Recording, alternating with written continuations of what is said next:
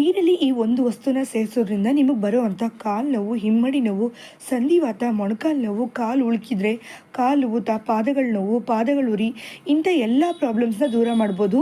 ಇದೆಲ್ಲನೂ ಆ ಕಾಲದಲ್ಲಿ ನಮ್ಮ ಅಜ್ಜಿ ತಾತಂದರು ಬಳಸ್ತಾ ಇದ್ದಂಥ ಮನೆ ಮದ್ದಿನ ಪ್ರಕಾರ ₹1 ಕೂಡ ಖರ್ಚಿಲ್ದೇನೆ, ಹಾಸ್ಪಿಟ್ಲು, ಮೆಡಿಕಲ್ ಶಾಪು ಅಂತ ತಿರುಗ್ದೇನೆ ಮನೇಲಿರುವಂಥ ವಸ್ತುಗಳನ್ನ ಬಳಸ್ಕೊಂಡು ತುಂಬಾ ಈಸಿಯಾಗಿ ಸ್ವಲ್ಪನೂ ಸೈಡ್ ಎಫೆಕ್ಟ್ ಇಲ್ಲದೆ ಕಾಲು, ಮೊಣಕಾಲು, ಪಾದ ಇದಕ್ಕೆ ಸಂಬಂಧಪಟ್ಟಂಥ ತೊಂದರೆಗಳನ್ನ ತುಂಬಾ ಈಸಿಯಾಗಿ ದೂರ ಮಾಡ್ಕೋಬೋದು. Hi friends, welcome back to my channel Maneye Mantralaya. Video ಪೂರ್ತಿಯಾಗಿ ಟಿಪ್ಸ್ನ ಡೀಟೇಲಾಗಿ ತಿಳಿಸಿದ್ದೀನಿ, ಸ್ಕಿಪ್ ಮಾಡದೆ ನೋಡಿ. ಆವಾಗಲೇ ಔಷಧಿ ಏನು ಅಂತ ನಿಮಗೆ ಕರೆಕ್ಟಾಗಿ ಗೊತ್ತಾಗುತ್ತೆ, ಅದು ಸಹ ಕರೆಕ್ಟಾಗಿ ಕೆಲಸ ಮಾಡುತ್ತೆ. ಈ ಮನೆ ಮದ್ದನ್ನು ರೆಡಿ ಮಾಡೋದಕ್ಕೋಸ್ಕರ ಬೆಳ್ಳುಳ್ಳಿ ಹಾಗೂ ಈರುಳ್ಳಿನ ತೊಗೊಂಡಿದ್ದೀನಿ ನೋಡಿ. 4 ಹೆಸರು ಬೆಳ್ಳುಳ್ಳಿ ಹಾಗೆ ಒಂದು ಚಿಕ್ಕ ಈರುಳ್ಳಿ ಇದ್ರೆ ಸಾಕು. ಇದನ್ನು ನಾವು ಸಿಪ್ಪೆ ತೆಗೆದು ಬಿಡಿಸಿಟ್ಕೋಬೇಕಾಗಿಲ್ಲ, ಹಾಗೆ ಯೂಸ್ ಮಾಡ್ಕೋಬೋದು ನೋಡಿ. ಈರುಳ್ಳಿನ ಚಿಕ್ಕ ಚಿಕ್ಕ ಪೀಸಾಗಿ ಕಟ್ ಮಾಡಿ ತೊಗೋತಾ ಇದ್ದೀನಿ. ಈ ಥರ ಕಟ್ ಮಾಡಿ ತೊಗೊಂಡಾದ್ಮೇಲೆ ಇದಾದ್ಮೇಲೆ ಸ್ವಲ್ಪ ಲವಂಗನ ತೊಗೊಂಡಿದ್ದೀನಿ. ಅಂದರೆ 4ರಿಂದ ಒಂದು 5 ಲವಂಗ ಆದರೆ ಸಾಕಾಗುತ್ತೆ. ಈ ಲವಂಗ ಸ್ವಲ್ಪ ಇರೋದ್ರಿಂದ ಇದನ್ನು ನಾವು ಕುಟ್ಟೋ ಕಲ್ಲಲ್ಲಿ ಹಾಕಿ ಪುಡಿ ಮಾಡಿ ತಗೋಣ. ಲವಂಗನ ನಮ್ಮ ಆಹಾರ ಪದಾರ್ಥದಲ್ಲಿ ಬಳಸೋದ್ರಿಂದ ನಮ್ಮ ಆರೋಗ್ಯಕ್ಕೆ ಎಷ್ಟು ಒಳ್ಳೆಯದೋ ಅಷ್ಟೇ ಒಳ್ಳೆಯದಾಗಿ ನಾವು ಈ ಥರ ಔಷಧಿ ಮಾಡಿ ತಗೊಳ್ಳೋದ್ರಿಂದ ತಕ್ಷಣಕ್ಕೆ ಅದು ನೋವು ನಿವಾರಣೆಗೆ ಕೆಲಸ ಮಾಡುತ್ತೆ. ಈ ಲವಂಗ ಪುಡಿ ತುಂಬ ನೈಸಾಗಿರಬೇಕು ಅಂತ ಏನಿಲ್ಲ, ಸ್ವಲ್ಪ ತರಿಯಾಗಿದ್ರೆ ಸಾಕು. ಈ ರೀತಿ ಬಂದಿರುವಂಥ ಲವಂಗ ಪುಡಿನ ಒಂದು ಪಾತ್ರೆಲಿ ಹಾಕೋಣ. ಇದಾದ್ಮೇಲೆ ಈ ಈರುಳ್ಳಿ ಹಾಗೂ ಬೆಳ್ಳುಳ್ಳಿಯಿಂದ ಸ್ವಲ್ಪ ರಸ ಎಲ್ಲ ಬಿಟ್ಕೊಳ್ಳೋ ಹಾಗೆ ಕುಟ್ಟೋಕಲಿಂದ ಕುಟ್ಟಿ ತಗೋಣ.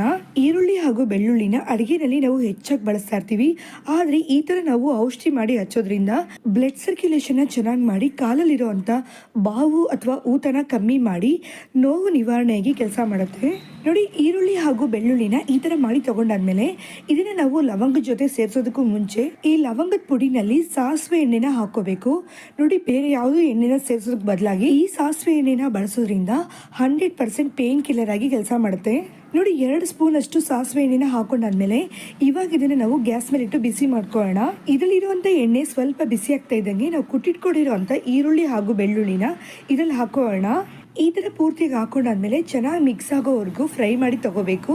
ಆವಾಗಲೇ ಈ ಔಷಧಿ ಚೆನ್ನಾಗಿ ಕೆಲಸ ಮಾಡುತ್ತೆ ನೋಡಿ. ಈ ಥರ ಚೆನ್ನಾಗಿ ಫ್ರೈ ಆದಮೇಲೆ ಎಣ್ಣೆ ಎಲ್ಲ ಬಿಟ್ಕೊಳುತ್ತಲ್ವಾ, ಆವಾಗ ನಾವು ಗ್ಯಾಸ್ನ ಆಫ್ ಮಾಡಿ ಇಟ್ಕೊಂಡು ಇದು ಬಿಸಿಯಾಗಿರ್ಬೇಕಾದ್ರೆ ಇದರಲ್ಲಿರುವಂಥ ಈರುಳ್ಳಿ ಹಾಗೂ ಬೆಳ್ಳುಳ್ಳಿನ ಮಾತ್ರ ಈ ರೀತಿ ಸಪ್ರೇಟಾಗಿ ತಗೊಂಡು ಅದನ್ನು ನಾವು ಚಿಕ್ಕದಾಗಿ ಕಟ್ ಮಾಡ್ಕೊಂಡಿರೋಂಥ ಕಾಟನ್ ಬಟ್ಟೆ ಮೇಲ್ಗಡೆ ಹಾಕೋಣ.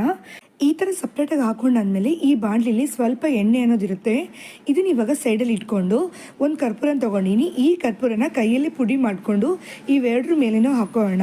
ಇವಾಗ ಈ ಬಟ್ಟೆನ ಚಿಕ್ಕದಾಗಿ ಮಡ್ಚ್ಕೊಂಡು ಎಕ್ಸ್ಟ್ರಾ ಇರುವಂಥ ಎಣ್ಣೆ ಎಲ್ಲ ಬಾಣಲಿನಲ್ಲಿ ಹಾಕೊಂಡಾದ್ಮೇಲೆ ಈ ಬಟ್ಟೆ ಬಿಚ್ಕೊಳ್ದೇ ಇರೋದಕ್ಕೋಸ್ಕರ ಒಂದು ರಬ್ಬರ್ ಬ್ಯಾಂಡ್ ಹಾಕಿಟ್ಕೊಳ್ಳೋಣ. ಈ ಥರ ರೆಡಿ ಮಾಡಿಟ್ಕೊಂಡಿರುವಂಥ ಈ ಚಿಕ್ಕ ಮೂಟೆ ಬಿಸಿಯಾಗಿರ್ಬೇಕಾದ್ರೇ ಕಾಲಲ್ಲಿ ತುಂಬ ಎಲ್ಲಿ ನೋವಿದೆಯೋ ಅಲ್ಲಿ ಇದನ್ನು ಒತ್ತಡವಾಗಿ ಇಟ್ಕೊಳ್ಳೋಣ. ಅತಿಯಾದ ಮಂಡಿ ನೋವಿರುತ್ತೆ, ಅತಿಯಾದ ಕಾಲು ನೋವು ಕೂಡ ಇರುತ್ತೆ. ಅಂಥ ಜಾಗದಲ್ಲಿ ಈ ಚಿಕ್ಕ ಮೂಟೆಯಿಂದ ಬಿಸಿಯಾಗಿರ್ಬೇಕಾದ್ರೆ ಒತ್ತಡ ಕೊಡೋದ್ರಿಂದ ನೋವು ಅನ್ನೋದು ಕೆಲವು ನಿಮಿಷದಲ್ಲೇ ಕಡಿಮೆ ಆಗ್ತಾ ಬರುತ್ತೆ. ಈ ಕಾಲದ ಆಹಾರ ಪದ್ಧತಿನೋ ಅಥವಾ ನಮ್ಮ ಲೈಫ್ ಸ್ಟೈಲು ಏನು ಅಂತ ಗೊತ್ತಿಲ್ಲ, ಆದರೆ ತುಂಬ ಬೇಗನೆ ಇಳಿ ವಯಸ್ಸಿಗೆ ಕಾಲು ನೋವು ಅನ್ನೋದು ಪ್ರತಿಯೊಬ್ಬರಲ್ಲೂ ಬರ್ತಾ ಇದೆ. ಈ ಥರ ಒತ್ತಡ ಕೊಡಬೇಕಾದಾಗ ಇದರಲ್ಲಿರುವಂಥ ಬಿಸಿ ಕಮ್ಮಿ ಆದಾಗ ಗ್ಯಾಸ್ ಮೇಲೆ ಹೆಂಚಿಟ್ಟು ಅದರಲ್ಲಿ ನಾವು ಬಿಸಿ ಮಾಡಿಕೊಂಡು ಮತ್ತೆ ನಾವು ಬಿಸಿಯಾಗಿ ಒತ್ತಡ ಕೊಡ್ಬೋದು ನೋಡಿ. ಈ ಥರ ಒಂದ್ಸಲ ಒತ್ತಡ ಕೊಟ್ಟಾದ್ಮೇಲೆ ಕೈಯಿಂದ ನಾವು ತುಂಬ ಪ್ರೆಷರ್ ಕೊಡದೆ ಲೈಟಾಗಿ ಈ ರೀತಿ ಮಸಾಜ್ ಮಾಡ್ತಾ ಬರಬೇಕು.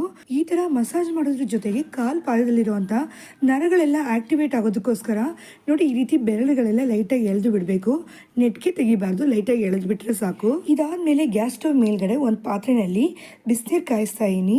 ಇದ್ರ ಜೊತೆಗೆ ಒಂದು ಕಲ್ಲನ್ನು ತೊಗೊಂಡಿದ್ದೀನಿ. ಈ ಕಲ್ಲನ್ನು ಇಂಗ್ಲೀಷ್ನಲ್ಲಿ ಆಲಮ್ ಸ್ಟೋನ್ ಅಂತ ಕರೀತಾರೆ, ಕನ್ನಡದಲ್ಲಿ ಸ್ಫಟಿಕ, ಪಿಟ್ಕಾರಿ, ಪಟಿಕಾರ ಅಂತಲೂ ಕರೀತಾರೆ. ಇದನ್ನು ಇವಾಗ ನಾವು ಉಪಯೋಗಿಸ್ಕೊಳ್ಳೋಣ ನೋಡಿ. ಇದನ್ನು ನಾನು ಮೊದಲು ಚಿಕ್ಕ ಚಿಕ್ಕ ಪೀಸಾಗಿ ಪುಡಿ ಮಾಡಿ ತೊಗೊಂಡಿದ್ದೀನಿ. ಈ ಥರ ಪುಡಿ ಮಾಡಿ ಇಟ್ಕೊಂಡಾದ್ಮೇಲೆ ಇದ್ರ ಜೊತೆಗೆ ಒಂದು 1/4 ಟೇಬಲ್ ಸ್ಪೂನ್ ಅಷ್ಟು ಉಪ್ಪನ್ನು ಸೇರಿಸೋಣ. ಪುಡಿ ಉಪ್ಪನ್ನು ಹಾಕೋತಾ ಇದ್ದೀನಿ. ಗ್ಯಾಸ್ ಸ್ಟವ್ ಮೇಲ್ಗಡೆ ಇಟ್ಟಿರೋಂಥ ಬಿಸಿನೀರು ನಮ್ಮ ಕಾಲು ಪಾದ ಬಿಸಿ ತಡೆಯೋ ಥರ ಇರಬೇಕು. ಆ ರೀತಿ ಕಾಯಿಸ್ಕೊಂಡಾದ್ಮೇಲೆ ಈ ಥರ ಅಗಲವಾಗಿರುವಂಥ ಪಾತ್ರೆಯಲ್ಲಿ ಹಾಕೋಣ. ಇವಾಗ ಈ ಬಿಸಿನೀರಿರೋವಂಥ ಪಾತ್ರೆಯಲ್ಲಿ ಕಾಲುಗಳನ್ನ ಇಟ್ಕೊಳ್ಳೋಣ. ಈ ಥರ ಇಟ್ಕೊಂಡಾದ್ಮೇಲೆ ನಾವು ಪುಡಿ ಮಾಡಿ ಇಟ್ಕೊಂಡ್ವಲ್ಲ ಆಲಮ್ ಸ್ಟೋನ್ ಪೌಡರ್ ಹಾಗೆ ಉಪ್ಪು ಅದನ್ನು ಇದರಲ್ಲಿ ಹಾಕೋಣ ನೋಡಿ. ಇದರಲ್ಲಿ ಉಪಯೋಗಿಸಿರೋವಂಥ ಆಲಮ್ ಸ್ಟೋನ್ ಇದು ಕೂಡ ಒಂದು ನೋವು ನಿವಾರಣೆ ಕೆಲಸ ಮಾಡೋದ್ರಿಂದ ಇದನ್ನು ನಾವು ಉಪ್ಪಿನ ಜೊತೆ ಸೇರಿಸಿ ನೀರಲ್ಲಿ ಹಾಕೋದ್ರಿಂದ ಕಾಲು ಪಾದದಲ್ಲಿರುವಂಥ ಆಕ್ಯುಪ್ರೆಷರ್ ಪಾಯಿಂಟ್ಸ್ ಎಲ್ಲ ಅಲರ್ಟ್ ಮಾಡುತ್ತೆ. ಇದರಿಂದ ಆದಷ್ಟು ಬೇಗ ಕಾಲು ನೋವು ಕಡಿಮೆ ಆಗೋ ಥರ ಮಾಡುತ್ತೆ. ಅಷ್ಟೇ ಇಲ್ಲದೇ ಕೆಲವು ಡಯಾಬಿಟಿಸ್ ಪೇಷಂಟ್ಗೆ ಹಾಗೂ ಅತಿಯಾದ ಅಲ್ಸರ್ನಿಂದ ಬಳಲ್ತಾ ಇರೋರಿಗೆ ಹೇಳ್ದೆ ಕೇಳ್ದೇನೆ ಕಾಲುಗಳಲ್ಲಿ ಹುಣ್ಣುಗಳು ಬರೋದಕ್ಕೆ ಸ್ಟಾರ್ಟ್ ಆಗುತ್ತೆ. ಈ ಥರ ಬರುವಂಥ ಹುಣ್ಣುಗಳನ್ನ ಹಾಗೆ ಕಾಲು ನೋವುಗಳನ್ನ ಇಮಿಡಿಯೇಟಾಗಿ ಕಮ್ಮಿ ಮಾಡೋದಕ್ಕೋಸ್ಕರ ಈ ಥರ ನಾವು ಆಲಮ್ ಸ್ಟೋನ್ ಹಾಗೂ ಉಪ್ಪು ಹಾಕಿರೋವಂಥ ನೀರಿನಲ್ಲಿ ಕಾಲು ಪಾದಗಳನ್ನ ಇಡೋದ್ರಿಂದ ಆದಷ್ಟು ಬೇಗ ಕಾಲಲ್ಲಿರುವಂಥ ಹುಣ್ಣುಗಳೆಲ್ಲ ವಾಸಿ ಆಗೋದ್ರ ಜೊತೆಗೆ ನೋವು ಸಹ ಆದಷ್ಟು ಬೇಗ ಕಡಿಮೆ ಆಗುತ್ತೆ.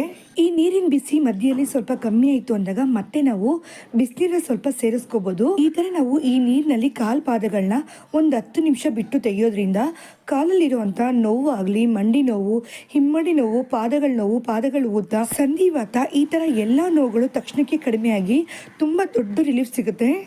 ಇನ್ನು ಈ ಬಾಣಲಿನಲ್ಲಿ ಉಳಿದಿರುವಂಥ ಎಣ್ಣೆನ ನಾವು ಮೆಡಿಕಲ್ ಶಾಪ್ನಲ್ಲಿ ತಂದು ಯೂಸ್ ಮಾಡುವಂಥ ಔಷಧಿಗಳಿಗೆ ಬದಲಾಗಿ ಇದನ್ನು ನಾವು ನೋವಿರೋಂಥ ಜಾಗದಲ್ಲಿ ಹಚ್ಕೋಬೋದು. ಈ ರೀತಿ ನಾವು ರಾತ್ರಿ ಮಲಗೋದಕ್ಕೂ ಮುಂಚೆ ನೋವಿರೋಂಥ ಜಾಗಗಳಲ್ಲಿ ಈ ಎಣ್ಣೆನ ಹಚ್ಕೊಂಡು ಲೈಟಾಗಿ ಮಸಾಜ್ ಮಾಡಿ ಮಲಗಿ ಮಾರನೇ ಬೆಳಗ್ಗೆ ಇದ್ದಾಗ ನಮಗೆ ನೋವು ಅನ್ನೋದು ಸ್ವಲ್ಪನೂ ಇರೋದಿಲ್ಲ. ಈ ಎಣ್ಣೆನ ಚಿಕ್ಕವರಿಂದ ದೊಡ್ಡವ್ರ ತನಕ ಪ್ರತಿಯೊಬ್ಬರು ಕೂಡ ಯೂಸ್ ಮಾಡ್ಬೋದು. ಅದರಲ್ಲೂ ಮುಖ್ಯವಾಗಿ ಹೆಂಗಸರಿಗೆ ಪೀರಿಯಡ್ಸ್ ಟೈಮಲ್ಲಿ ಬರುವಂಥ ಅತಿಯಾದ ಕಾಲು ನೋವು, ಅಷ್ಟೇ ಅಲ್ಲದೆ ಗರ್ಭಿಣಿಯಾಗಿದ್ದಾಗ ಬರುವಂಥ ಕಾಲು ನೋವು, ಮಂಡಿ ನೋವು, ಕಾಲು ಊತ ಇದಕ್ಕೆಲ್ಲನೂ ಈ ಟಿಪ್ಸ್ ಎಲ್ಲ ರಾಮಬಾಣದಂತೆ ಕೆಲಸ ಮಾಡುತ್ತೆ. ಇನ್ಮೇಲೆ ಬರುವಂಥ ಕಾಲು ನೋವುಗಳಿಗೆ ಪೇನ್ ಕಿಲ್ಲರ್ ಮಾತ್ರೆಗಳನ್ನ ಒಂದಾದ್ಮೇಲೆ ಒಂದು ತಗೊಂಡು ನಮ್ಮ ದೇಹನ ಹಾಳು ಮಾಡ್ಕೊಳ್ಳೋದಕ್ಕಿಂತ ಈ ಥರ ನಾವು ₹1 ಕೂಡ ಖರ್ಚಿಲ್ದೇನೆ ಮನೇಲಿರುವಂಥ ವಸ್ತುಗಳನ್ನ ಬಳಸ್ಕೊಂಡು ತುಂಬಾ ಈಸಿಯಾಗಿ ಯಾವುದೇ ರೀತಿ ಸೈಡ್ ಎಫೆಕ್ಟ್ ಇಲ್ಲದೇನೆ ನೋವುಗಳನ್ನ ತುಂಬಾ ಈಸಿಯಾಗಿ ಹೋಗಿಸ್ಕೋಬೋದು. ಈ ಟಿಪ್ಸ್ ನಿಮಗೆ ಯೂಸ್ಫುಲ್ ಅಂತ ಅನ್ಸಿದ್ರೆ ಮರೀದೆ ನೀವು ಸಹ ಟ್ರೈ ಮಾಡಿ ನೋಡಿ. ಅಷ್ಟೇ ಅಲ್ಲದೆ ನೀವು ಫ್ರೆಂಡ್ಸ್ ಆ್ಯಂಡ್ ಫ್ಯಾಮಿಲಿಗೆ ಯಾರಿಗಾದರೂ ಇದೇ ಪ್ರಾಬ್ಲಮ್ಸ್ ಏನಾದರೂ ಇದ್ದರೆ ಅವ್ರಿಗೂ ಸಹ ಶೇರ್ ಮಾಡಿ. ಈ ವಿಡಿಯೋ ನಿಮಗೆ ಇಷ್ಟ ಆಗಿದ್ರೆ ಚಾನಲ್ಗೆ ಲೈಕ್ ಆ್ಯಂಡ್ ಸಬ್ಸ್ಕ್ರೈಬ್ ಮಾಡೋದು ಮರಿಬೇಡಿ. ಹಾಗೆ ಕಮೆಂಟ್ ಸೆಕ್ಷನಲ್ಲಿ ನಿಮ್ಮ ಒಪಿನಿಯನ್ನ ತಿಳಿಸಿ. ಇನ್ನೊಂದು ಇದೇ ಥರ ಯೂಸ್ಫುಲ್ ಆಗಿರೋ ವಿಡಿಯೋದಲ್ಲಿ ಮೀಟ್ ಮಾಡೋಣ. ಟೇಕ್ ಕೇರ್, ಬಾಯ್.